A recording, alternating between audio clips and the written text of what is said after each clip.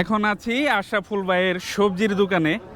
তো সাতপাকিয়া ফেরিঘাট বাজারে কিন্তু উনি এই সবজি বিক্রি করে থাকেন। দেশের বিভিন্ন প্রান্তে কিন্তু এই সবজি কিনে পাঠিয়েও থাকেন।